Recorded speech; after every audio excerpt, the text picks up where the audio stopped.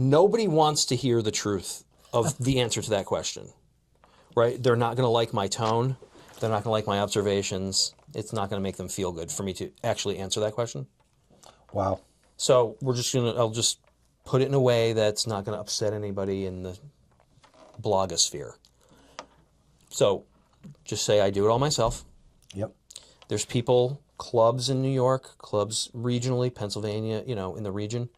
There's people who are the gatekeepers of certain venues that I have sent the same email to for 6, 7, 8 years. Yep. Never having gotten a response.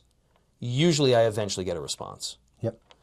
So that's part of it, right? That's part of the, I don't know if cynical is the right word, but that's part of the ugly side of this whole thing. Yes. So, but something that I can tell you that can empower people to hear about is that I know exactly what I'm good at. I know exactly what I'm willing to work at. I cannot all the guys in my band, they all like have master's degrees in jazz. Yeah. They're in like wedding bands. They get paid this money to go and do. I can't be in anybody else's band. Yes. I can't go and play in anyone's band. I only know how to do what I know how to do. I feel your heart and soul and spirit and mind right as you uttered that. And that's because I'm not a trained musician. Yeah. I'm a proficient Charlie Apicella. Yes, I love that. Dave Stryker didn't train me how to be a musician, right? He taught me how to unlock what I'm good at and then do it a million times until you're so good at it that nothing's going to throw you off that trail, right? Yeah. That's the sort of training that I went through. You had to figure it out, as you said. Nobody was, I wasn't even paying Dave. Yeah. Right? Yeah. He let me hang out with him because I was writing his charts for him. Yeah. Right? Like, so in other words, it wasn't like a college situation where come on, get better at this. You know what I mean? I'm the teacher. We have 3 months to learn this curriculum. It wasn't like that at all. Right. I was his buddy. Yeah. I was his little brother. You know what I mean? Yep. And with all the things that go along with that. Yeah. You know what I mean?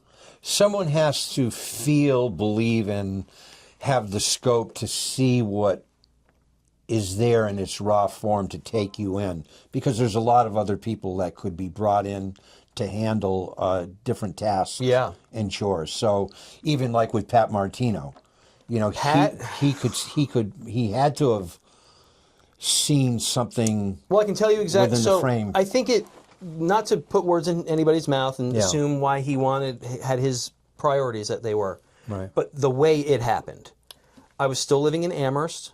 We were playing with an organist, again, who I met in New York City. I went down to see Lonnie Smith at the Village Vanguard. Yeah. I was the first person in the building. It turns out there was somebody, I wanted to sit in the first seat. There was somebody who was there a few minutes before me who sat in a firster seat. Yeah. This young organist, we became friends. He was from Philadelphia. Okay. He's on my first 2 records. And he got us to start doing the late night set at a club called Chris's in Philadelphia. After a couple years, you get promoted in the Philadelphia scene for the guys my age. You arrive when you are allowed to follow Pat Martino. Okay. So he's there during Thanksgiving, and he's there during 6 months away from Thanksgiving. So he's at Chris's at his home turf in Philadelphia twice a year. Yep. For like Thursday through Sunday. So if you can get the Saturday or the Friday night set after Pat, now you're the best one in Philadelphia. Okay. For the guys in my sort of generation. Gotcha. So I eventually Iron City got promoted to close for Pat. It's like opening, but you're closing. Yeah, gotcha. And Pat would stick around and listen. Nice. Wow. And I was just mortified. And he'd be back there. There's like a pillar. I don't know if you've ever been there. There's like a pillar where the bar is. And every once in a while, I'd see his like arm. He would only drink Heineken. Yeah. You're right. And I'd just see like, I say he's still there. It's like, please go away. You know what I mean? Yeah. And then one night at Blue Note. So anytime he was within striking distance of me, I was there every night. Front row, became friends with the guys in the band. Yep. And one night at Blue Note, I think I handed him my BB King record. Yeah. And he gave me his business card, and he told me he wanted me to call him. And he wanted to give me lessons. He wanted me to start coming to his house for lessons. It's interesting that you did that particular gesture. And I don't know. I'm just sort of thinking right now, Pat must have somehow... that's such an interesting way you intersected with him. I don't even... I the can't... response. So... Because he's so, philosophical on everything. He, by this point, had, that I know of, 3 distinct moments where he basically passed away and came back. Yeah. At this point. Right. By this time. Right? So he had long-standing... So, suffice to say, he only wanted to be around situations and be around people he wanted to be around. For some reason... It wasn't because I was good at guitar. Although he kept complimenting me. I have these tapes. He let me record it all. I have 7 hours worth of my lessons with him. Yeah, that's precious. And he's very complimentary to me. Yeah. But it's not really, none of it was like, put your finger here, do this, do this. Yeah. A lot of it was about, I read Taoism. I'm into Chinese calligraphy. Most of it was about that. Yeah. So it was just kind of like he wanted to, he wanted to teach me. Yeah. And he wanted me to carry on as a musician that had all the tools necessary to make a meaningful impact. But he just kind of just also just wanted to hang out with somebody who he wanted to chat with a little bit, which was a very important part of it. So interesting. It's amazing. I can't even... Yeah. I think back to it, and I don't even...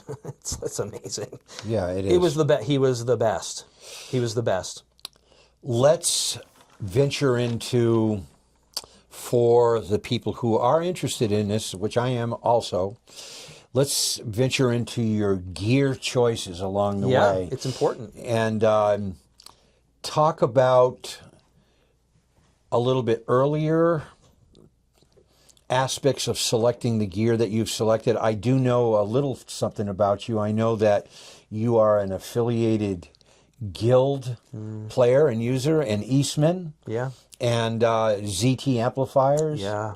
And of course, in my day, coming up, anytime you saw a jazz player almost anywhere on any stage, they were playing polytone amps. Yeah, okay. Which I'm sure you've probably experienced those as well. But I want to talk about Charlie Apicella's tone generation.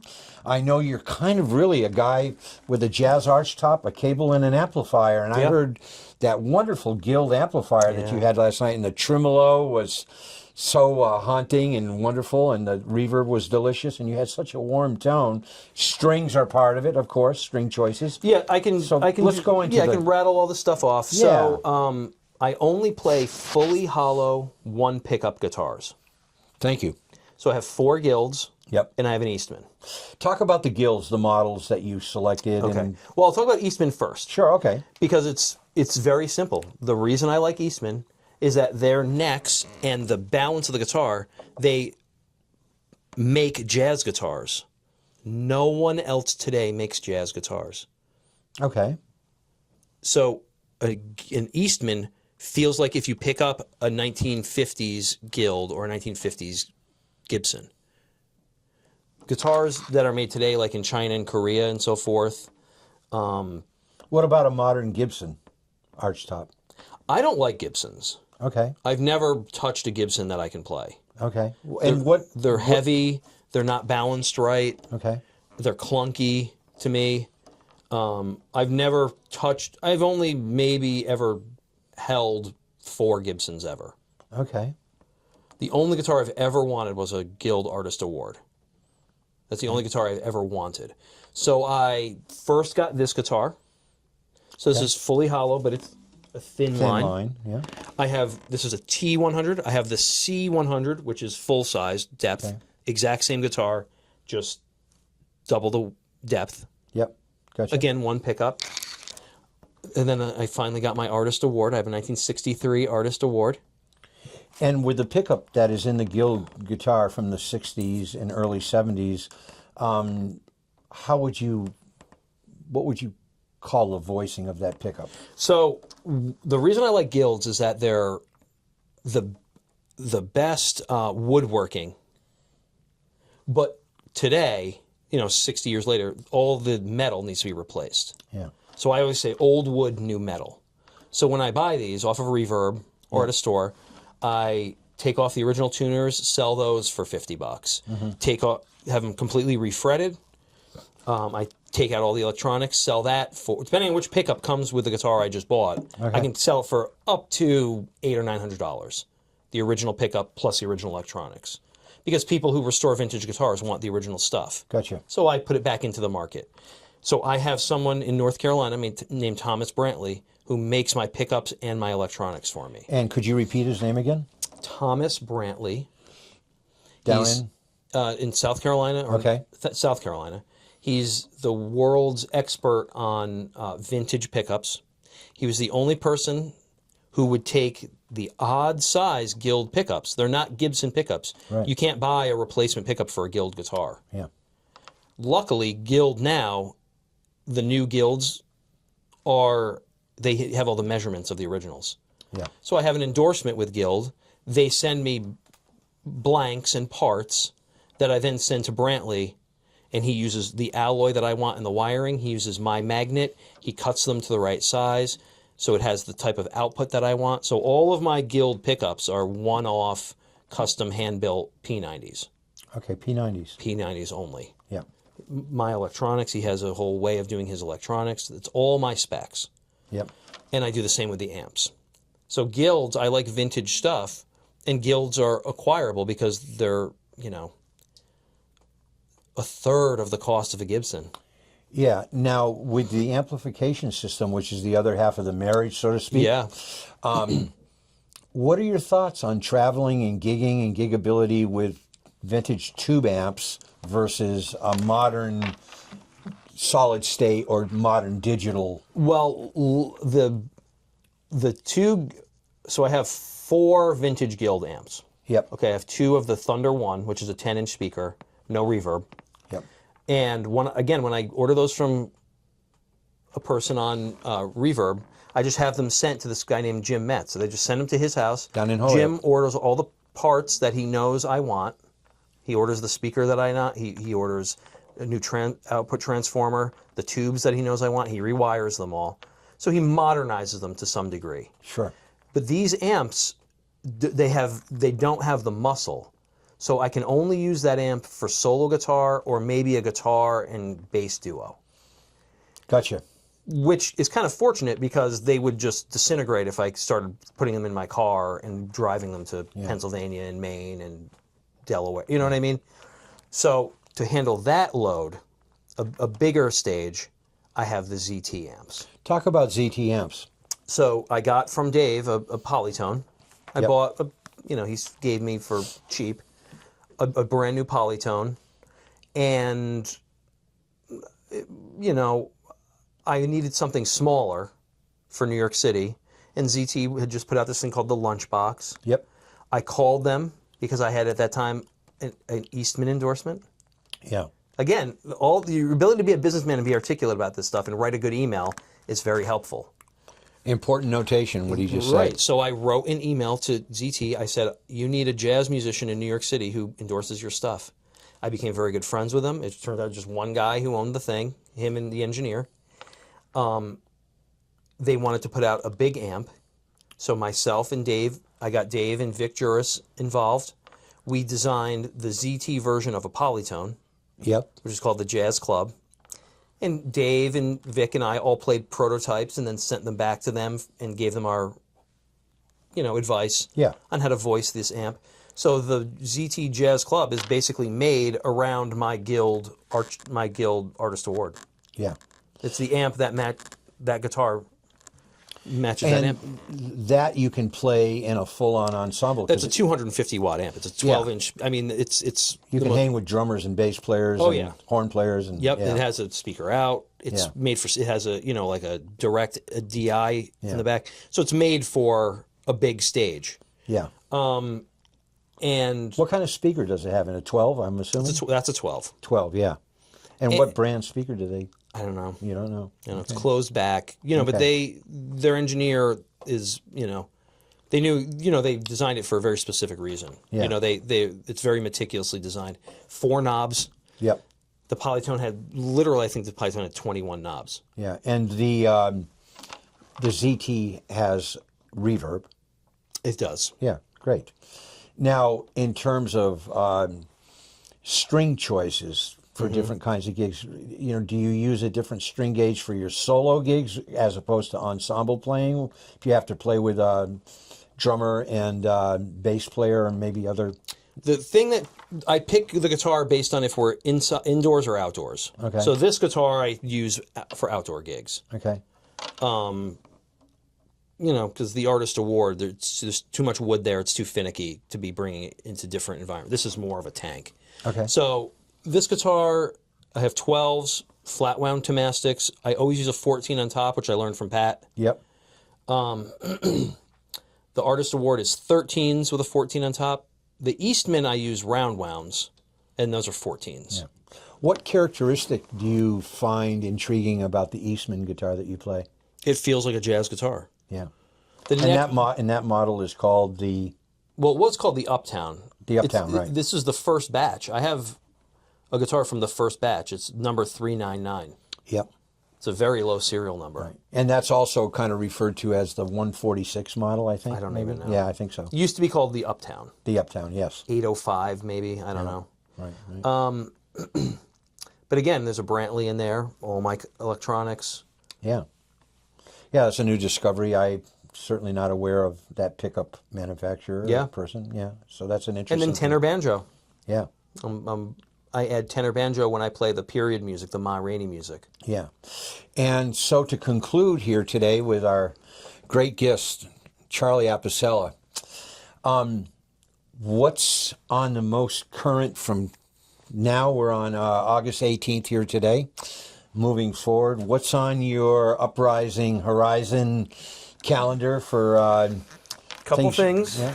I want to ask everybody for your good vibes and your good endorsement for the Grammys. I want to win a Grammy for my new record, Okay. Live in NYC. I want to win a Grammy for my tune, Remembering B.B. King. All right. I'm going to be competing at the International Blues Challenge in Memphis. When's that coming up? That's in January. January. I have a duo with... Congratulations. Yes, thank you. I have a duo with, it's called Hillis and Charlie. Yep. And we play roots and acoustic blues. And I was hired to score a film called Mother Blues. So the first edit of that, we're going to start overdubbing on that in October 1st. And through Blues Alive and my education activities, I am in the position where I have to raise money for schools and special ed programs. Yep. And that sort of thing. So I just, if anybody wants to contribute to that, look me up. There's different GoFundMe campaigns sprinkled throughout my activities that people can contribute to. And we're trying to keep Ma Rainey's legacy strong. Yep. And we're trying to reach out. And the unique thing about my education methodology that I developed with Juma and with Avery Sharp is that what I do cannot be Googled. It all has to do with mentorship and apprenticeship and the oral tradition. And we take those methodologies and we curate those for institutions. Yeah. And your website is? IronCity.nyc. IronCity.nyc. Charlie Apicella. Yeah.